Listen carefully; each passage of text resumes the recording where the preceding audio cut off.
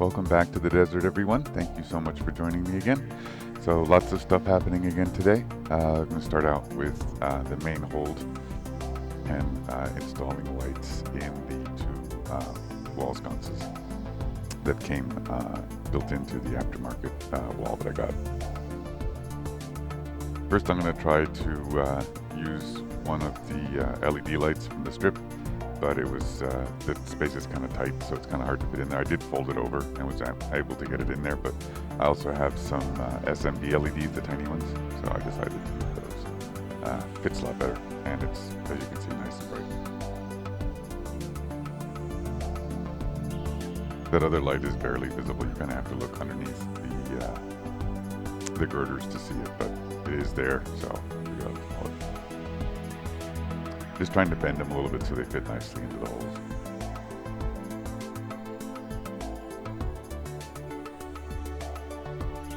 And then my favorite stuff, liquid tape.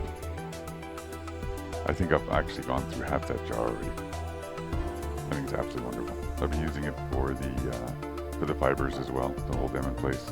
I did test it on the 1/4 mil fibers. It does not seem to dissolve it, which is good because there is naphtha in the liquid tape. So I was worried that it might dissolve the fiber, but so far it hasn't.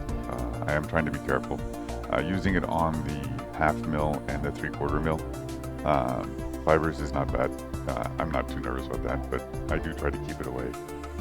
So there you can see the lights that I did. The ones above the bunk. I noticed I have the red light inside the bunk as well. And of course I thought I was actually done with the pads. I just completely spaced on the cockpit corridor. So luckily these are straight pads, so they're only curved one direction. So they're not too bad. I do have to make a lot of them though.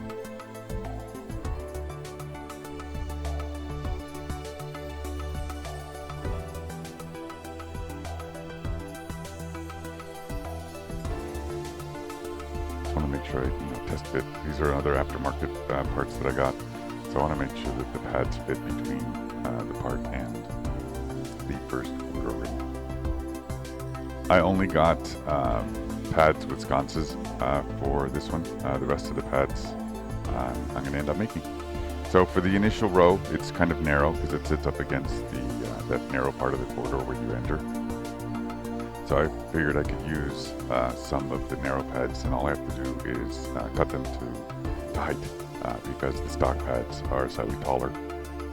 Because the rows are slightly different. They have a fat pad, a narrow pad, and then the light pad, which is different. So these have just 2 pads below the light pad. So I'm just going to use those for that first row because the width isn't bad. I only have to shave off some off the top. So I figured that was a decent use of time.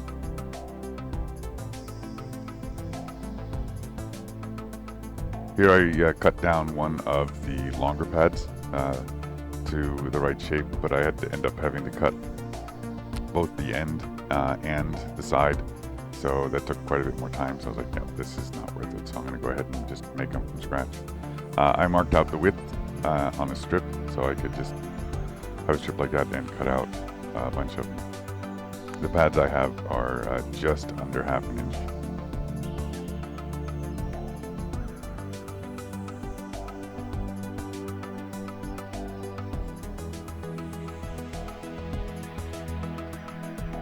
Here I'm scoring the back just to help with the curve a little bit.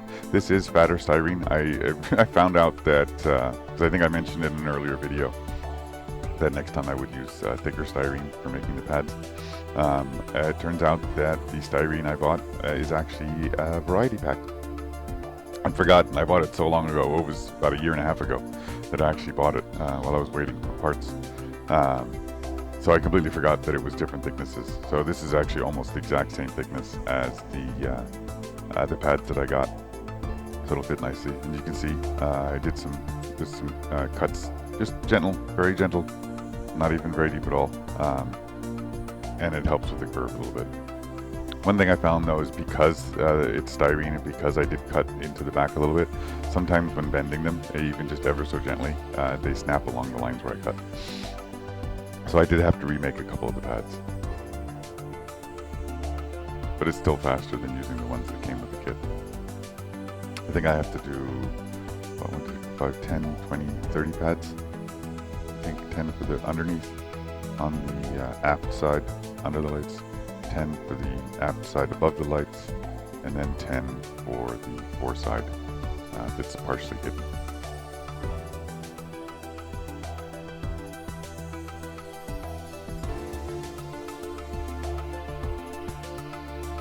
So that's 20. I got tired.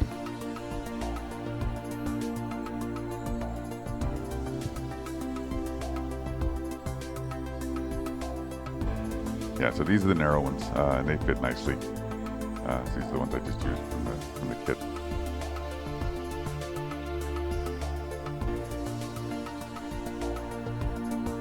And I'm not gluing them all in place yet. The ones on the bottom I am, but I need to get to the light row so that I know where to drill the holes. So I'm doing the same thing I did on the port and starboard corridors, just installing the bottom 2 rows so that I can put the top on, hold the light sconces in place, and then glue the 4th pad on so that I can remove then the 3rd pad, which has a light sconce, so I know where to drill the holes.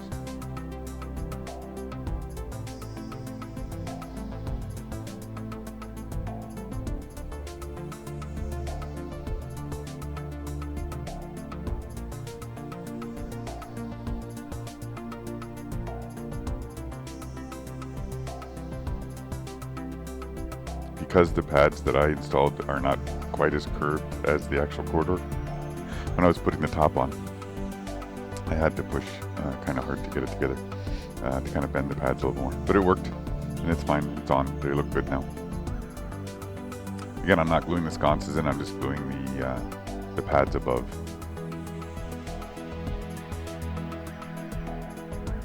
This is another aftermarket part I got. I got an extended floor, and then I also bought an extended floor plus that corridor pad thing. They don't line up at all with the other parts that I got. Again, I guess that's what you get from getting parts from different designers. But oh well, we'll figure it out. That's part of the fun of building. So here is the turret access that I got. This one is more scale with the movie because you can see the ladder from the starboard corridor, whereas in the parts that came with the kit, it's actually just a bent corridor, and you can't see the light tube, or whatever you want to call it, where the ladder is to access the 2 turrets. Now, of course, nothing lines up. The turret is not there. The turret's going to actually be at the end of that, which is not even a hallway. The little step, or the little part of the hallway for the starboard was in the way, so I was like, oh, I just try to see if it comes off, and snap, it came off. It was perfect. It came off right along the line where I needed it to come off, so it was absolutely excellent. I'm just getting some paint off here to make it fit, because it is a tight fit.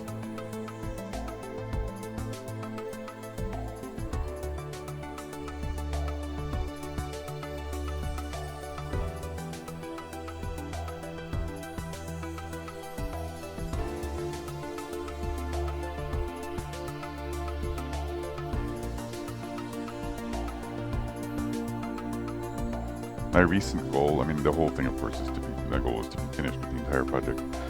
But my recent goal, I want to get the hold, the port corridor, starboard corridor, turret access, and cockpit assembled and all together. That way, it's kind of one cohesive unit, and I can move it around and stop having to mess with it. Because I feel like each time I touch the main hold, I'm bumping fibers, and I'm worried that some are going to come out. I just want it to be done, so I don't have to touch it anymore. So I'm trying to get this, get all the parts finished so I can attach them once and for all, be done with those, and then work on the main hull lighting. I'm going to go ahead and paint the hull, at least the bottom, before I install the interior. Just figure to make it easier. I still have to figure out the mounting system, because again, I am going to mount it through the port airlock. I saw somebody online mount it using an overhead projector mount. I looked at some on Amazon. Not quite sure if it's going to work. I think I'm going to have to do something because of the extended corridors that I've done. I don't know. I just don't know. That's one reason I need to have the whole inside section assembled, so I can not install it, but at least place it on the underside hull, so I can see how what access I have to the mounting points. So I figured I'd use the same 4 mounting points that were to be used if you mounted it to the wall mount that comes with the kit. Except I'm going to mount from the inside, not from the outside, because I don't want to cover anything up. I want to have the top turret, I want to have the bottom turret, I don't want to have a big plate, blocking anything. I'm gonna make it work. I gotta figure it out. I don't know, but that's why I need the whole center. So I know I talked over again, sticking the turret axis is wasn't too super exciting. Here, what I'm doing is I'm using some lead fly tying wire to wrap around just some copper wires that I have. I have some different thicknesses. Lead I have 0.1 millimeter, 0.2, and I think I had 0.3 or 0.4, something like that, maybe 2.5. So I just wrapped them around just a piece of wire for strength. I tried wrapping it around itself once, which worked, but it's really, really fragile, of course, then the inside's also lead. This way there's at least a little bit of strength because the inside's an actual wire and the outside's just lead wrapping. But when you look at it when it's done, I know it's hard to see in the video here, but it really does look just like an aluminum duct, like I have in my garage for my airbrush booth. So I figured I'd make some of these to install in the maintenance bits. Because if you look at the movie, one of the shots with Chewie working on something, you can see there's a bunch of duct type things right near him. So I want to do something similar to that. I'm just putting them where I would think they would go. Would make sense to me. It looked like there's, when I was putting them together, it looked like some parts that could be panels. Maybe they would have hoses coming out of them. They would have a duct containing a bunch of wires. So that's kind of my logic. And I don't want too many, because just overdoing it, I think, again, it's just going to make it look busy. So, what is it that I think Coco Chanel said? Before you go out, take off one accessory. I don't know why I know that, but yeah, less is more, basically. Less is more. So I'm just putting a few in. Besides the 4 there, you can see them barely. And the 4 maintenance bay or maintenance pit is going to be covered anyway. One in the aft I'll have partially open. Here initially I had 1/4 mil fibers in the wall, and you couldn't see them. It's really dark because it's kind of hidden underneath there. So I'm just increasing the size to 1/2 mil. It's always scary drilling, especially when I'm trying to reach a specific spot on the other side.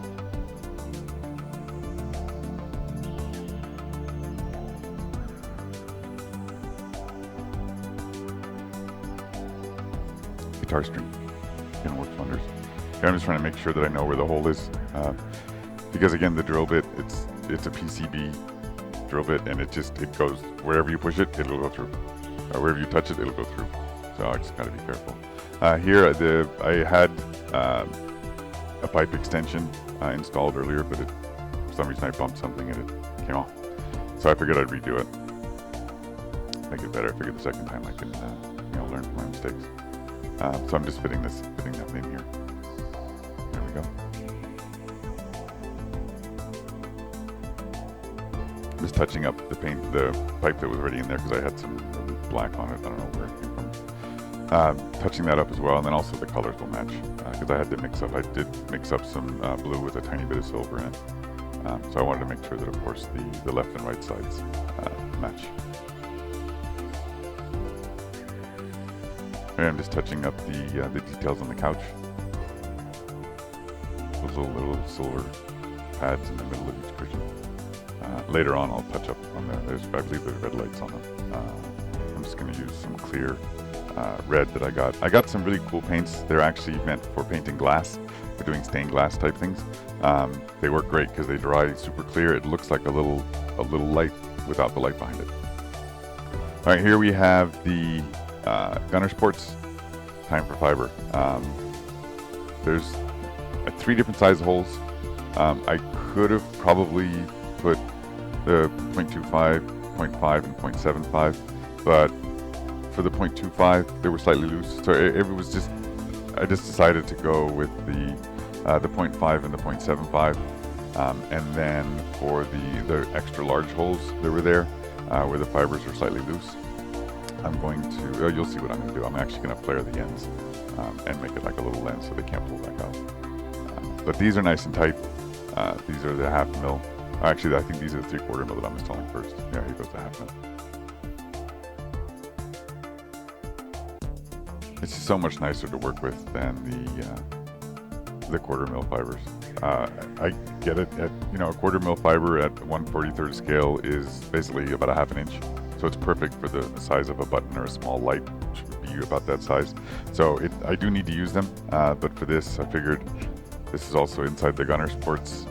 If I were designing a ship, and if I needed to have lights and buttons inside a gunner's port where you're moving around actively trying to shoot at stuff, I think I might want them bigger, especially buttons too, maybe bigger to hit if you need to touch them, and bigger lights might stand out more. So in my mind, it makes sense. And besides, it might make them easier to see too, because it will be partially covered with the window and the gun. So a little bit extra light might be nice.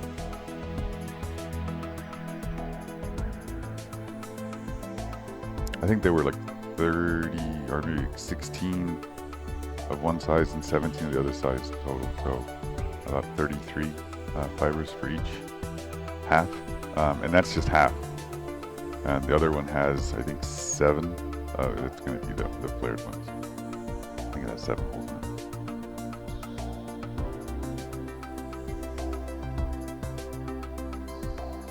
What's nice about these though is that when here I am flaring the ends.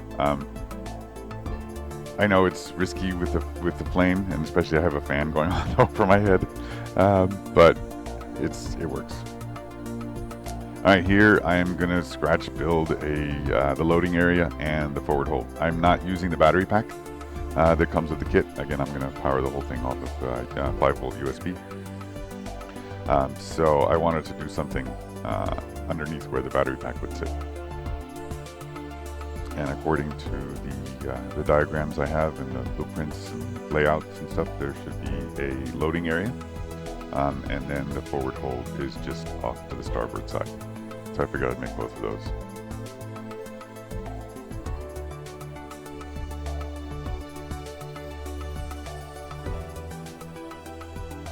At one point I was thinking about doing, I think it's the number 2 hold, which would be between the loading area, just in front of the couch, and the cockpit tube. I thought about putting the hold area in there, and then what I was going to do was maybe use that area to also have my LEDs for the fibers, but make it look like it was some piece of machinery. But I changed my mind. It would just be too much work, and it's all covered, and I don't really feel like cutting that much out. So I'm not going to do that.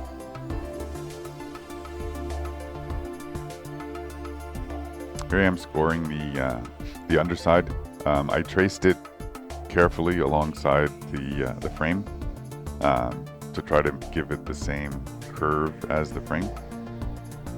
I did make it a little bit smaller because, again, I don't want to run out of space. I don't want to build this whole thing and then have to chop it up again. I am trying to make it so that it will fit inside. I think I got the right shape. I think it's okay. I think it'll work.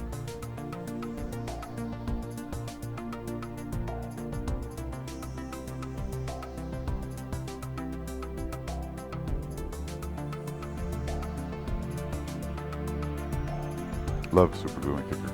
It's awesome. Just a couple drops, a little squirt, a little spray, done. I kept walking back and forth to the other side of the table, which is where the main hold was. I was like, yeah, that's too much work, so I decided to bring it over. This is the 4-wall that came with the kit. Again, I'm not using it because I have the pipe installed and everything, but the shape should be the same. So it's a good starting point. Sorry, it's off camera, I know. Basically what I decided to do was glue just temporarily glue the floor to the hold so that I didn't have to hold it like I was doing a minute ago. So I could measure out the parts for the back wall. There you can see it kind of stuck to it. It's just a couple drips of CA super glue, so it'll come right back off again.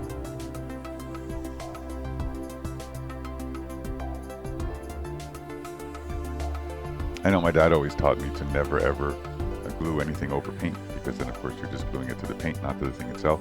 But what's nice is that this is nothing here is structural, so by gluing it to the paint, it's actually very easily removable, which is really nice. So I'm actually doing it on purpose. Sorry, Dad.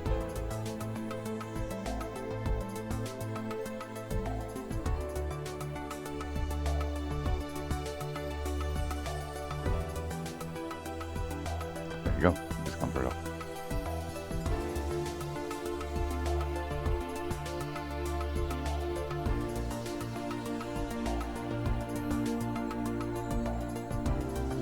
I know it's always measure twice, cut once, but if I can, what I like to do, if possible, is again measure it in place, because that way you know it's right.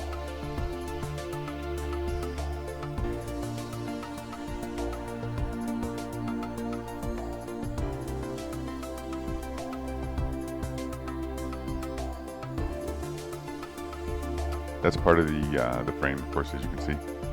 I'm just using that to judge the height. It will be slightly back, so as you know, both the top and bottom hulls flare out as they go towards the center. So it should be fatter. So that's what I started with. Since it'll be back from that a little bit anyway, it should be good, I hope. Making sure it's nice and perpendicular.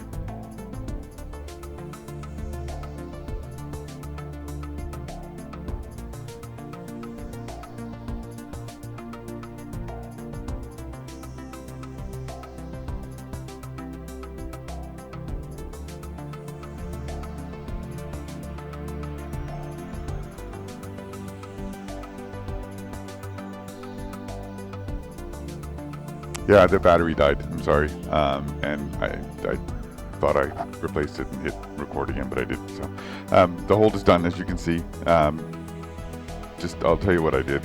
So for the walls, you saw me making those. For the girders in there, I just used 3 pieces of styrene. I used one slightly thicker piece for the center, and then I used 2 thin strips on each side to make it like an I-beam.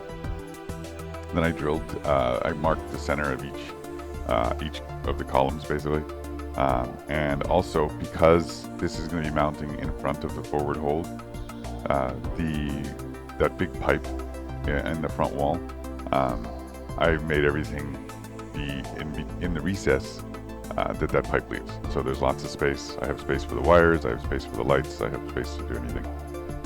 Here, what I'm going to do is I was trying to think of a neat way to have it look really pretty, but these wires are really thin, and I don't feel like cutting them and stripping them. As a matter of fact, it's really hard to strip. I tried stripping them with heat. It was weird. The stripping tool I have, of course, is way too big for anything this tiny. So what I decided to do was just keep them all the same length, solder the ends together, and then because I do have all that extra space from where the pipe is, it's, I don't know, about 3/4 of an inch high, like maybe about a 1/2 inch deep, or maybe 3/8 of an inch deep. So there's lots of space, especially for just a few wires. So this is going to be behind the bunk. So this one will be flush up against something, so there's not a lot of space. So I'm just pushing everything down flat and making sure that none of the wires are crossing to make it as flat as possible. So that way it takes up the least amount of space.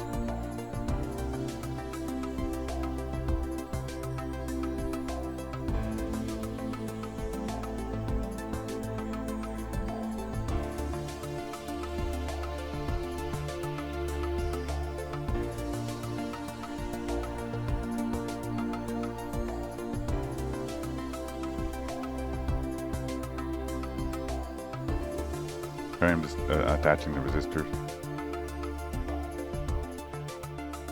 I'm doing one resistor for the 4 lights you can see right here in the foreground, and then one resistor for the other. I don't know how many it is. 1, 2, 4, 5, 6, 6 lights. They seem to be plenty bright. You'll see in a moment.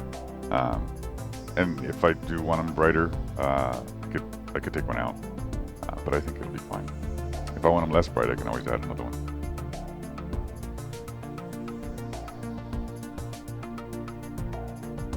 So I added the resistors to the positive leads and attached the positive wire.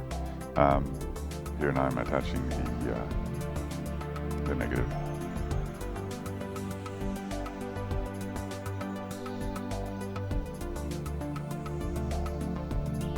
What I decided to do, again, because these wires are so tiny, rather than cut the wire, solder it, cut another piece, solder it to the same thing, I just cut out a section, or cut a section of the insulation off the wire, and I'm soldering it right to the middle.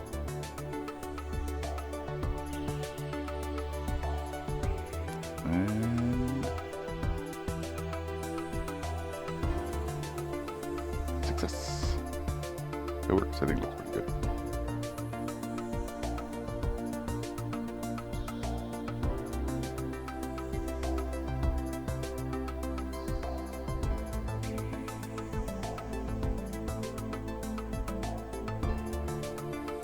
So next, yeah, I'm just gonna do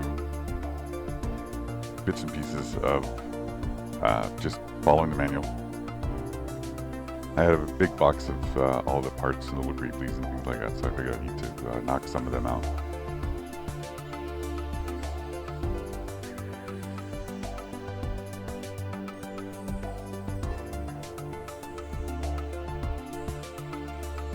Here I'm drilling holes for the headlight. It's scary. I found an original blueprint online for what it says. It says episode 2, dated 1978, and I'm using that for the layout for the lights.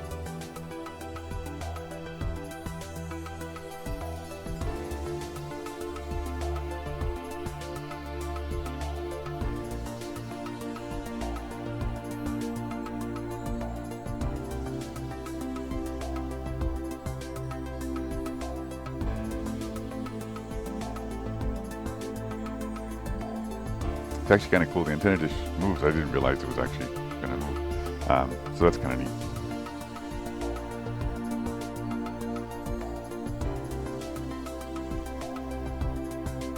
It's funny too, going through. I know that they used a bazillion, kits to kit bash the parts for the Greebles and stuff. I watched a video of somebody building the 5-footer, and in the background he had all the kits from which they used pieces basically on the wall, and it was amazing, the number of kits. But it's funny though, looking at the parts, you can see, I noticed on one part it looked like some jerry cans from like a Jeep.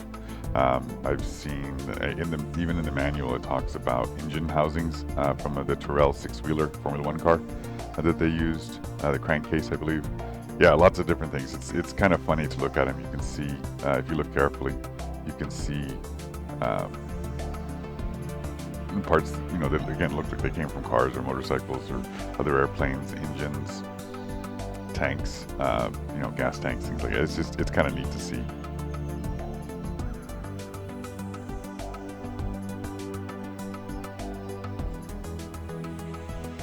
That's the issue. Where's this one? Where this one's built? Just that if I ever forget or if I can't figure out where it goes, I can always look in the. It'd be faster to go through them rather than flipping back and through. I also started going through and listing the issues where the installation is done, because again, I'm not building it in order at all. So when it comes time to putting the whole thing together, I want to make sure that I don't install something first that's going to hinder something else from being installed correctly. So I just went through and made myself a little list of when things are done, so that when it comes time to start putting things together, I'm not going to mess it up.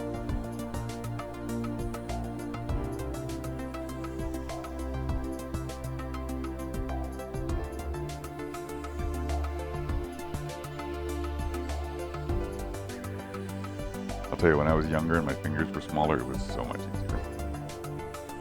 I don't mind using tweezers, but Again, sometimes when I try to pinch something, if it's a slippery small part, it goes zing and jumps out, which is kind of annoying.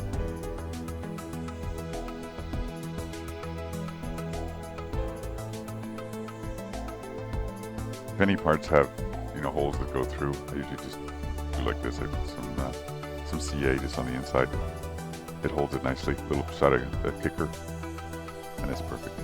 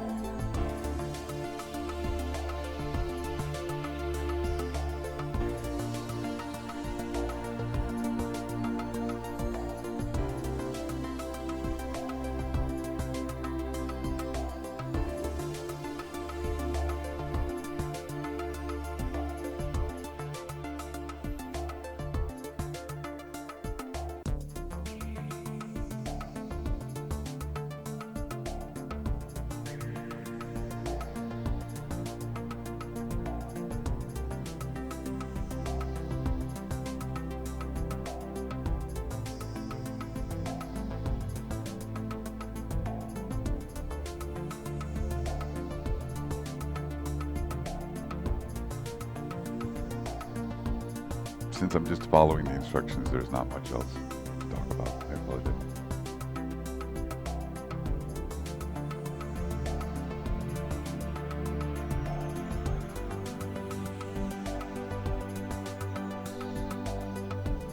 Nice, and then this is the last piece that I did for today. Thank you guys so much for watching. I hope to see you again next week.